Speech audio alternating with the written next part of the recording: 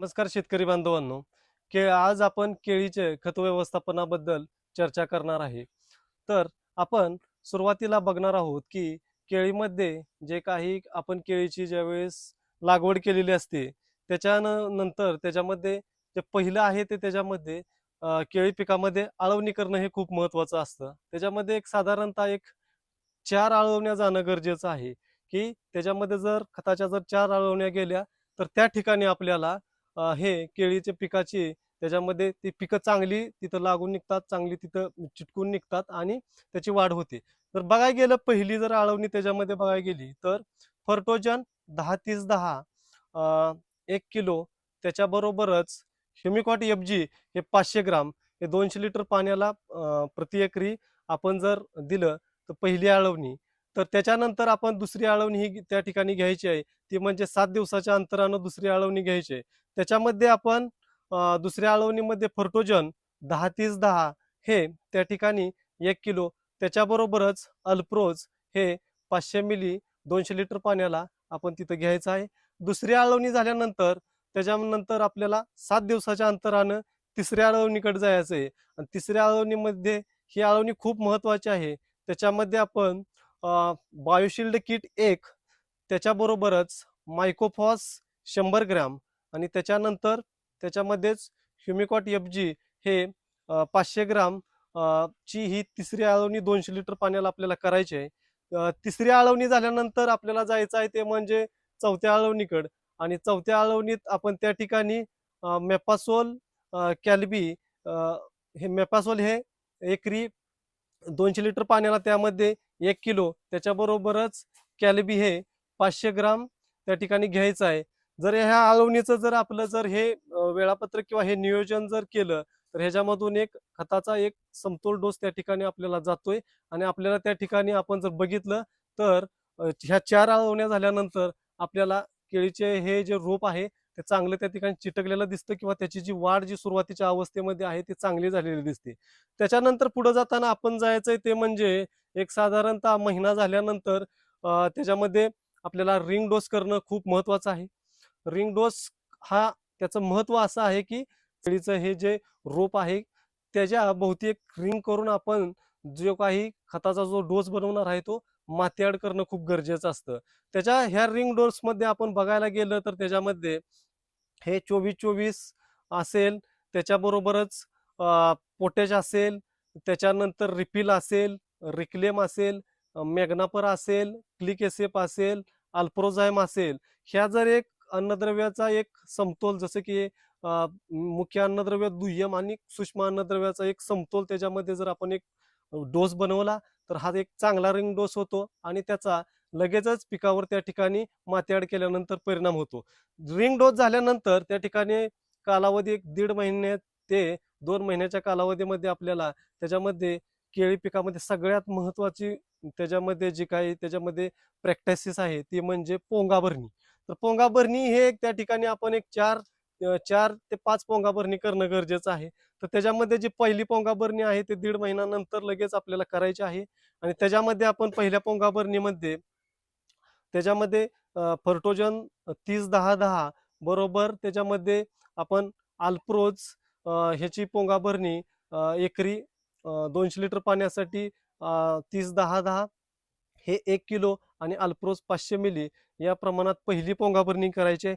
पहिली पोंगा भरणी झाल्यानंतर 8 दिवसानं दुसरी पोंगा भरणी करायची आहे आणि दुसऱ्या पोंगा भरणीत आपल्याला त्याच्यामध्ये फॉस्फरसची लेवल वाढवायची आहे. जसं की फर्टोजन 10-30-10 200 लिटर पाण्यासाठी 1 किलो बरोबरच आपल्याला त्या ठिकाणी सिक्वेस्ट हे 500 ग्राम त्या ठिकाणी वापरायचं आहे आणि दुसरी आपल्याला पोंगा भरणी करून घ्यायची आहे.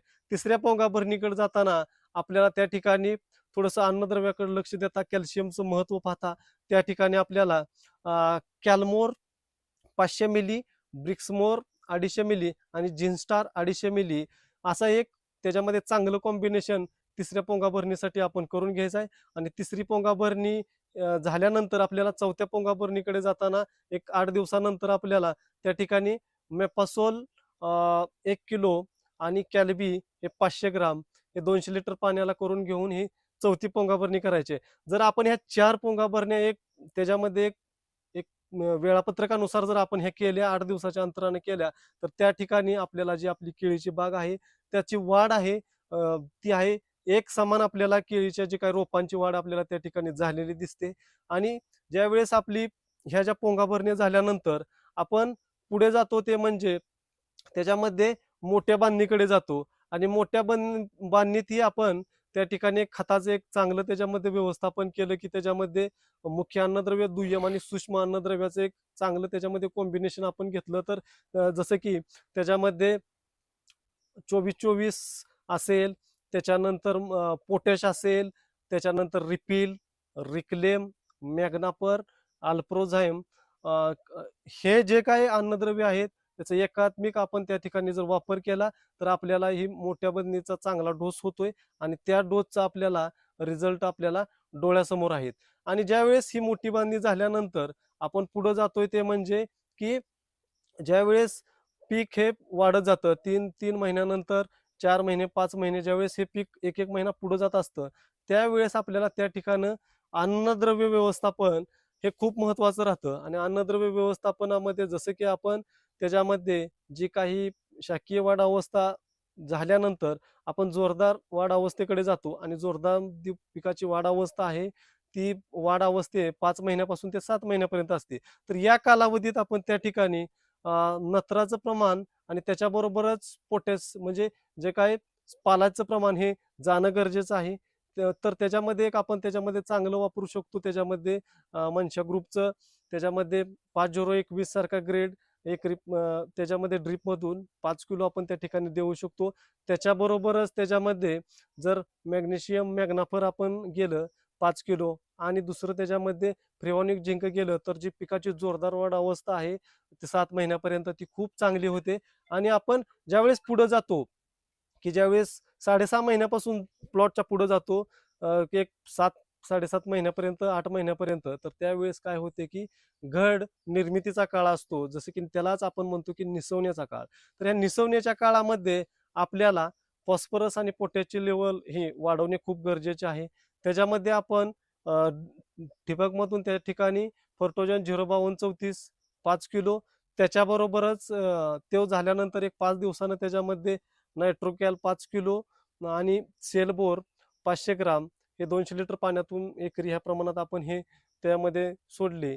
आणि पुढे गेल्यानंतर मेपासोल 1 किलो सिक्वेस्ट 500 ग्राम आणि त्याच्यामध्ये अल्प्रोज हे 500 मिली या प्रमाणात जर गेलं तर त्या ठिकाणी पिकाची जी काही घड निर्मितीचा काळ आहे तो अतिशय चांगला होतो. पण घड निर्मितीच्या काळामध्ये खत व्यवस्थापनाबरोबर एक 2-3 गोष्टी खूप महत्वाच्या आहेत की त्याच्यामध्ये पहिली सगळ्यात महत्वाची गोष्ट आहे ती म्हणजे पाणी व्यवस्थापन. त्याच्यामध्ये पाणी व्यवस्थापनामध्ये आपल्याला पाणी हे आपल्याला ओलावा ठेवणं गरजेचं आहे की जमिनीप्रमाणे वेगवेगळ्या एरियानुसार जमिनी वेगळ्या राहतात त्या ठिकाणी ओलावा बघणं गरजेचं आहे आणि ओलाव्यानुसार तिथं पाणी देणं गरजेचं आहे. त्याच्याबरोबरच त्या ठिकाणी दुसरी गोष्ट एक ध्यानात ठेवायची आहे की पाणी देणार आहे ते ठीक आहे पण पाणी जास्तही होऊ द्यायचं नाही आपल्याला. पाणी हे योग्य प्रमाणात त्याच्यामध्ये तिथं आपल्याला द्यायचं आहे. आणि ह्या ठिकाणी ह्या अवस्थेमध्ये जर पाणी जर कमी पडलं तर तिथं आपल्याला त्याचा जे काही निसवण्याची जी अवस्था आहे त्याच्यावर परिणाम होतो. निसवण्याची अवस्था जर ह्याप्रमाणे आपण जर खताचं व्यवस्थापन केलं तर ही 1 टप्प्यात 2 टप्प्यात निसवण्याची अवस्था होते. पण त्या ठिकाणी 2 टप्प्यात ही निसवण पूर्ण होऊन आपण पुढे जातो ते म्हणजे 7 ते 8 महिन्याचा कालावधी की त्याच्यामध्ये जे काही घड आहे त्याच्या घडाच्या आकारमानाकडे जातो घडाची साईज येण्याकडे जातो. आणि घडाची साईज येण्यासाठी आपल्याला थोडंसं त्यामध्ये महत्वाची गोष्ट आहे ते म्हणजे की आपल्याला त्या ठिकाणी पोटॅशचं प्रमाण त्या ठिकाणी वाढवायचं आहे. जसं की फर्टोजन 0050 असेल ते 5 किलो त्याच्याबरोबरच आपल्याला जे काही मेपासोल किंवा कॅलबी ह्यासारखे अन्नद्रव्य त्या ठिकाणी जाणं गरजेचं आहे.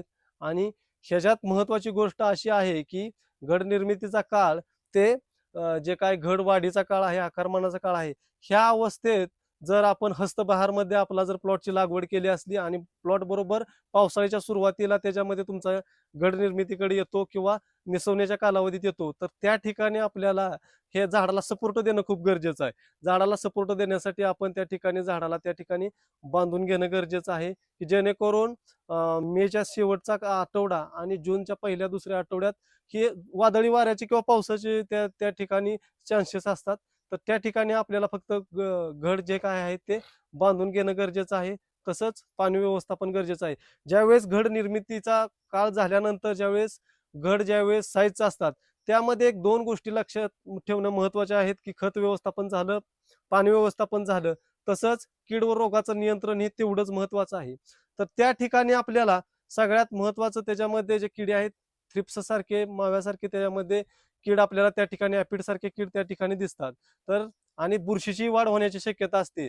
तर त्या ठिकाणी आपण एक चांगलं बुरशीनाशक त्याच्यामध्ये घेणं गरजेचं आहे. जसं की ॲमिस्टार टॉपची फवारणी ही गरजेची आहे आणि ॲमिस्टार टॉप हे 1.5 मिली प्रति लिटर पाण्यासाठी फवारणी करणं गरजेचं आहे.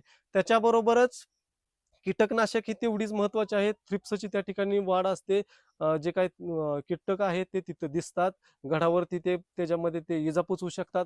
तर त्या ठिकाणी आपल्याला त्याच्यामध्ये डेसिस 100 सारखं किंवा टाटामेडा सारखी जे काही चांगली कीटकनाशक आहेत त्याच्यामध्ये वापरणं गरजेचं आहे. त्यांचं प्रमाण हे 0.5 मिली हे प्रति लिटर पाण्याला आहे. फक्त ह्या ठिकाणी जी काही आपण कीटकनाशक असेल, बुरशीनाशक असेल यांची फवारणी घेताना त्या ठिकाणी हे लक्षात ठेवायचं आहे, की त्या ठिकाणी नोझल खूप महत्वाचा आहे. म्हणजे जो काही स्प्रे आहे तो एकसमान पडणं गरजेचं आहे. त्याच्याबरोबरच त्याचा जो आकार आहे तो फॉगिंग होणं गरजेचं आहे. जर घडावरती व्यवस्थित जर गेलं तर त्या ठिकाणी आपण एक एक्झाम्पल म्हणून सांगू शकतो, की LTR नोझल हे त्या ठिकाणी आपण वापरू शकतो आणि हे कीटकनाशक आणि बुरशीनाशक आपण त्याच्यामध्ये घडावरती त्याची एक फवारणी चांगली त्याच्यामध्ये 2-3 फवारणी त्या ठिकाणी करू शकतो. त्याचबरोबर एक गोष्ट लक्षात ठेवायची आहे, की जमिनीत वरती पालापाचोळा किंवा झाडाचा जो पाला आहे तो असतो. तर त्याच्यावरती एक डासाची निर्मिती होते. डास तिथं वाढतात आणि डास हे आपल्या जे काही घड आहे त्याला विजा पोचवू शकतात. तर त्या ठिकाणी आपण फेंडाल सारखं कीटकनाशक एक 2 मिली प्रति लिटर पाणी या प्रमाणात करून जमिनीवरती त्याची फवारणी पण घेणं तितकंच महत्वाचं आहे.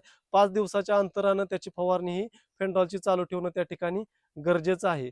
आणि हे जर आपण ह्या पद्धतीने जर आपण पिकाचं जर नियोजन केलं तर त्या ठिकाणी आपण निर्यातक्षम केळीचे आपण त्या ठिकाणी उत्पादन घेऊ शकतो. शेतकरी बांधवांना याचा चांगला फायदा मिळू शकतो आणि आपली केळी आपण एक्सपोर्ट चांगली निर्यातक्षम उच्च क्वालिटीची त्यामध्ये करू शकतो आणि शेतकरी बांधवाचं याच्यामुळं चांगलं जीवनमान त्या ठिकाणी सुधरू शकतं. धन्यवाद शेतकरी बांधवांनो.